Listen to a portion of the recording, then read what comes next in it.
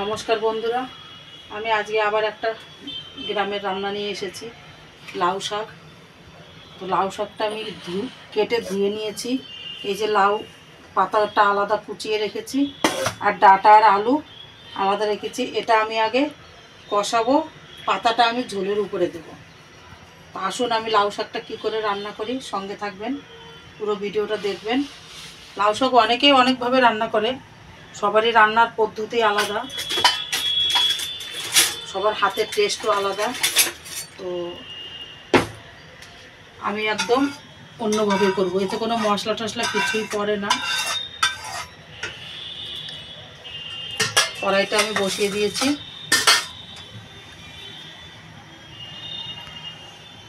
দিয়ে দেব সর্ষের তেল।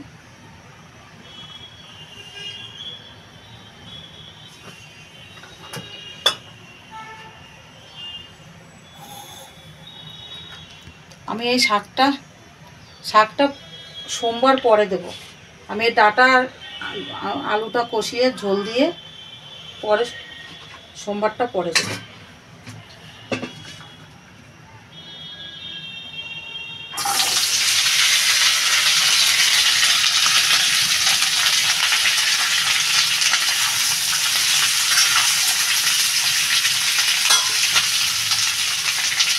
এই লাউ শাকটাতে আমি একটু বেগুনও দেবো, দিয়ে দেবো লবণ স্বাদ মতো। শাকের তরকারি তো একটু লবণ কমই দেবো। দিয়ে দেবো হলুদ পরিমাণ মতো।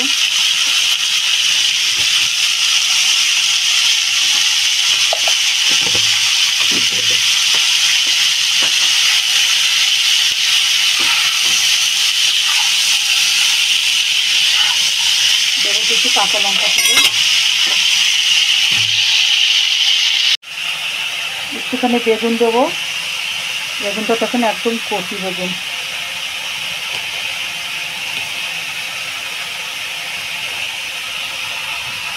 বেগুনগুলো আমি ছোটো ছোটো করেই কেটে নেব। এটা পোকা না, কিন্তু এটা বেগুনের ভিতরে এমনি একটা দাগ, কচি বেগুন তো।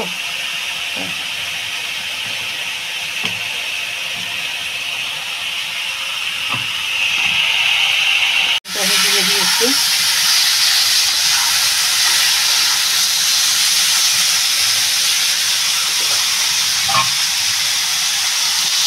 লঙ্কাগুলো ফেলে দিয়ে দেবো।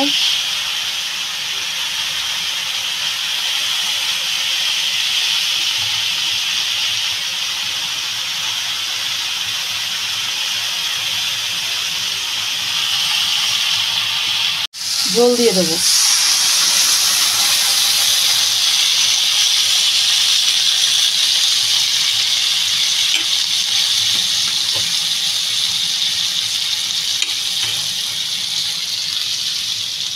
এটাতে মানে মাখা মাখার ঝোল হবে।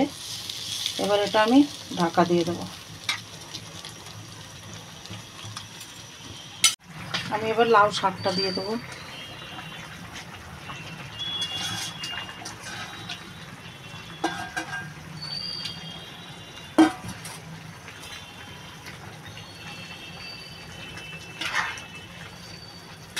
এবার আর একটু ঢাকা দিয়ে দেবো, তারপরে আমি এটা সোমবার দিয়ে দেবো।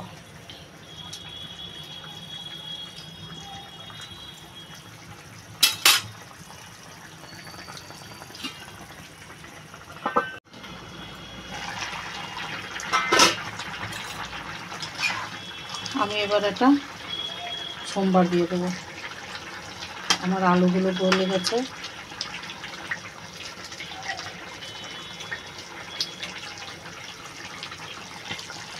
আর আমাদের হবে কচুরলতি ভাজি করব, তরকারি না, ভাজা হবে।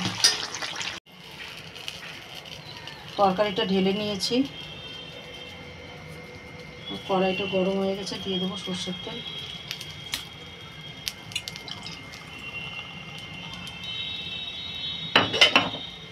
তেজপাতা,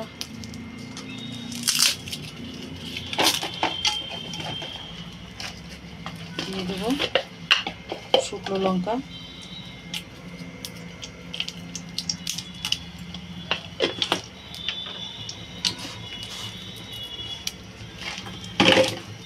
এটাতে আমি দেবো কালো জিরে ফোড়ন দেবো।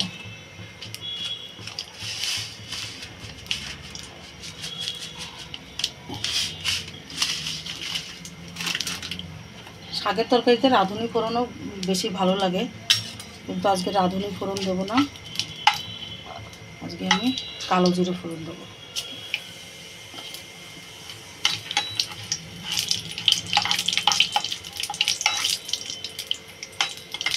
এটাতে কোনো মশলা না, কিচ্ছু না, একদম সাদা মাঠা।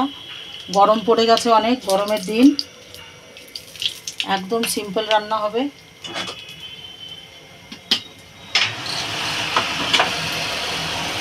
আমি এবার তরকারিটা ঢেলে দেবো।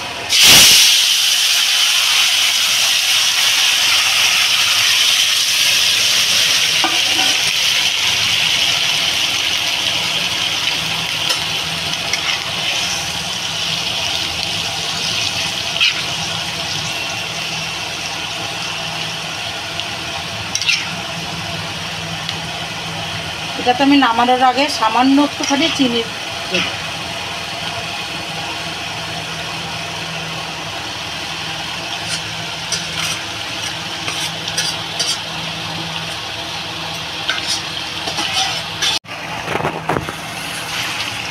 আমার তরকারিটা হয়ে গেছে, আমি দিয়ে দেবো ধনে পাতা। ধনে পাতা কুচিটা দিয়ে দেবো।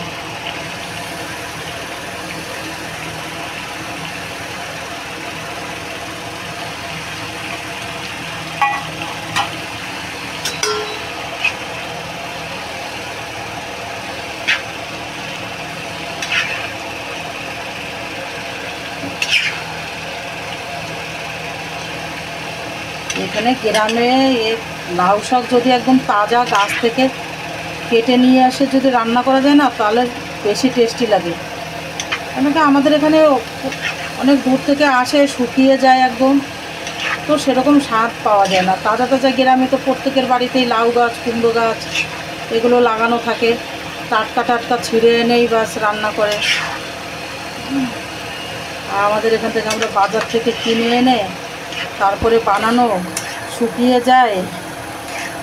তবু এসব জিনিস শুকিয়ে গেলেও তাও স্বাদ লাগে। আর বাঙালিরা তো এমনিও লাউ, কুমড়ো, শাক পাতাটা একটু বেশি পছন্দ করে।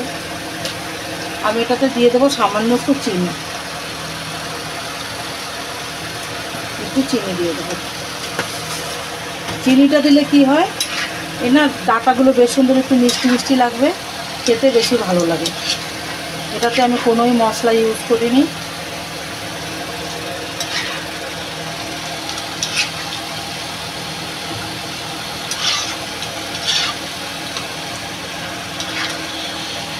তরকারিটা এবার আমি নামিয়ে নেব।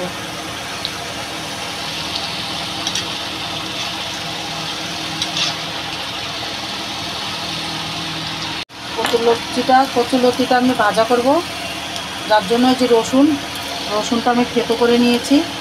কড়াইটাতে তেল দিয়ে দিয়েছি।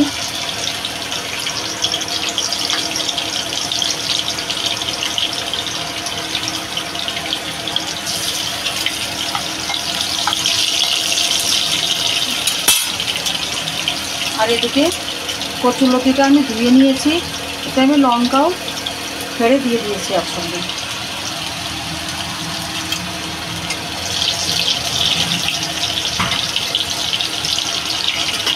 লতিটা এবার আমি দিয়ে দেবো।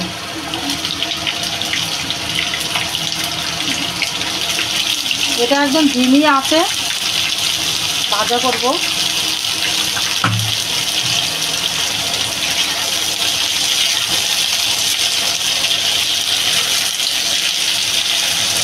দিয়ে দেবো লবণ স্বাদ মতো।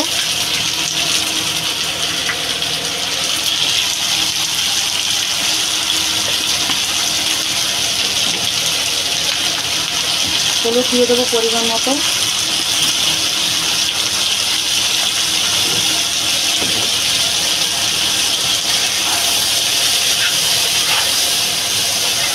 এবার এটা আমি গ্যাসটা ধীরে করে ঢাকা দিয়ে দেবো।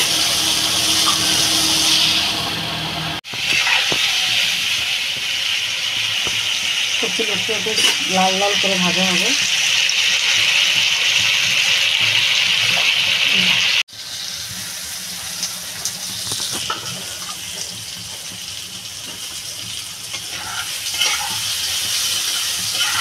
এবার ভাজা হয়ে আসছে, এবার কচুরলতিটা এরকম লাল লাল করে ভেজে নেবো। কি সুন্দর গলে গেছে দেখুন। এই কচুরলতি খাওয়াও অনেক উপকার, কচু শাক, কচুরলতি। আমার কচুরলতি ভাজাটা আমি এবার নামিয়ে নেব।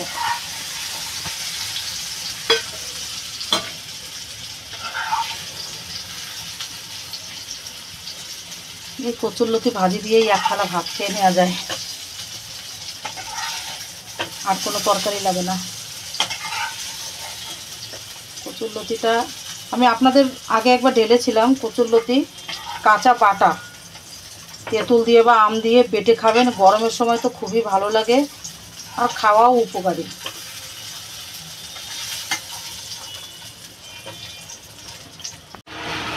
এই দেখেন হয়ে গেছে আমার লাউ শাকের তরকারিটা, আলু দিয়ে বেগুন দিয়ে লাউ শাকের তরকারি, আর এদিকে আমার কচুরলতি ভাজা।